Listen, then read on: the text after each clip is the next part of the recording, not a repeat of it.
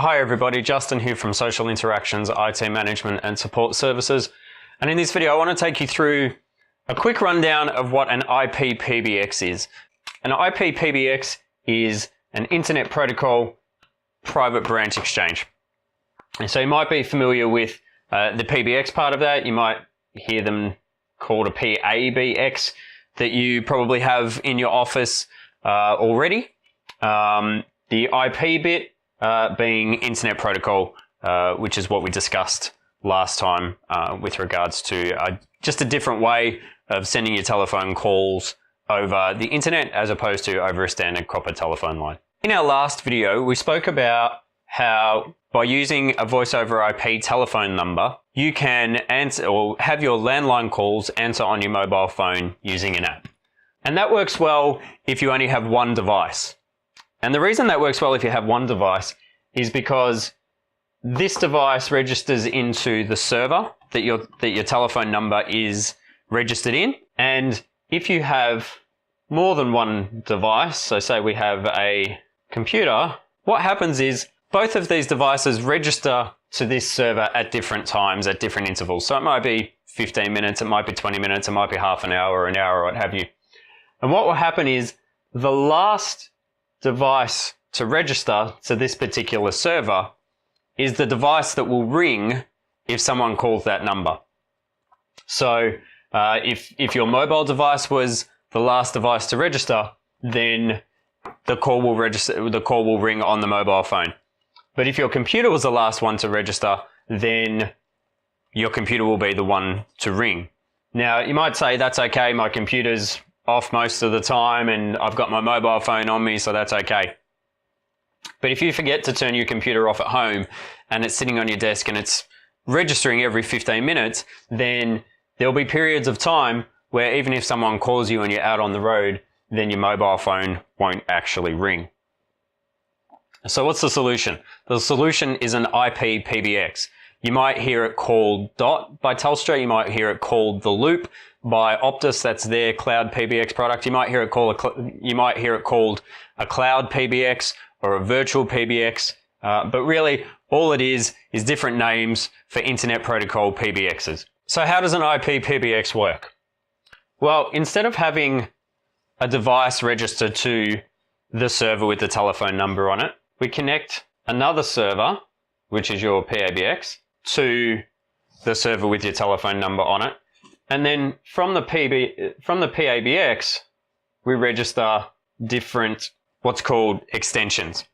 So you may have a mobile device on one extension, and in fact, you can have multiple devices on an extension. So you might have not only your mobile phone, but you might also have your computer. And then for a different extension, you might have a desk phone, and you might also have someone else's mobile device. And on a third extension, you may have a sales representative or a field agent who's out on the road most of the time. They're not in the office, so they only have their mobile phone registered as the extension. And so what happens is, because now we have the PABX registering in to the server and all of these devices registering in to the PABX, we only have one device registering into that server, which means that server, this PABX server, then does all of the distribution for the calls when they come in and, in fact, when they go out as well.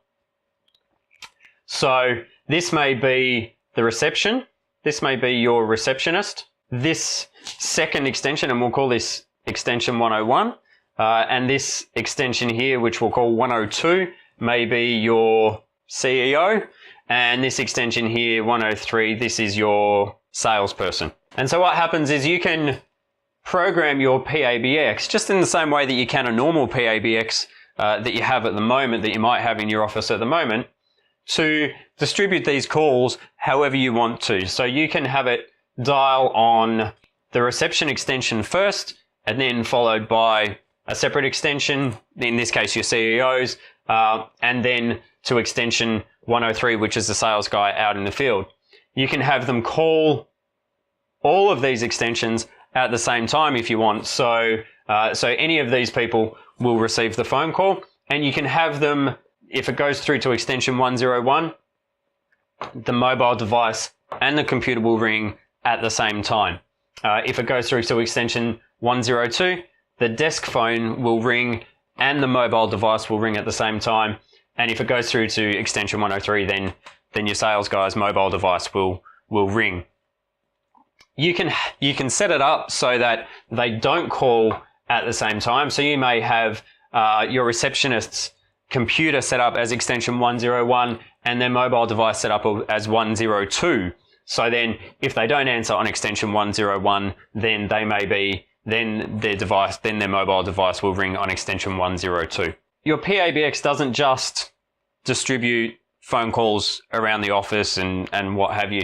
It also looks after voicemail. So with an IP-PBX, your voicemails get recorded to a file, an MP3 file or a WAV file, and they can actually get sent as an email attachment to whoever's voicemail the call goes through to. You can also set up queues. So if you're a business that has multiple calls waiting to get through to a receptionist or an operator at the same time, you can set up queues and you can log different extensions into that queue or multiple queues at the same time. And you can also set up what's called IVRs or interactive voice recordings. And an interactive voice recording is when someone calls through to your number and they hear, for sales, press 1, for support, press 2. If you're an existing customer, press 3. If you're not an existing customer, press 4. So that's an IVR, and you can then set up your different queues based on IVR responses, and you can set up ring groups based on the IVR responses as well. And the ring groups are really what extensions you want to ring depending on what selection a person makes. So you might only want extension 101 and 103 to ring if someone presses option 1. So that's called a ring group, and you can set those up as well. The great advantage of having your PBX on a server in a data center, in the cloud, using Amazon, what have you, is that even if you have a power outage at your site, even if you have no internet at your site in your office, if you have the extensions set up on mobile devices, those mobile devices, as long as they have a connection to the internet over the data network, over their phone network, they will still ring. You can still take calls, you can still receive calls, and in fact, you can still make calls just as you would normally.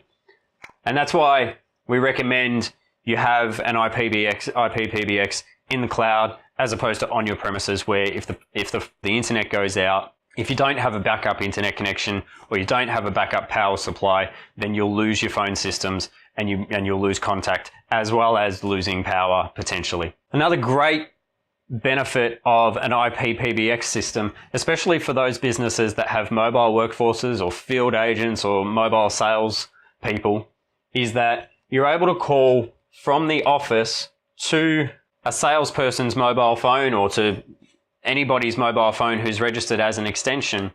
And because that call is going through your PBX and not out through the telephone network, that call is not charged. That call is free to you. And the only thing that it uses is your data allowance on the mobile phone and on your office internet connection. So that's a brief rundown of an IP-PBX. If you have any questions that you want answered about IP-PBXs, about voice over IP services, about IT management or what have you, leave those in the comments below and I'll get back to them as quickly as possible. Thanks for watching this video. We'll see you in the next one. Bye-bye.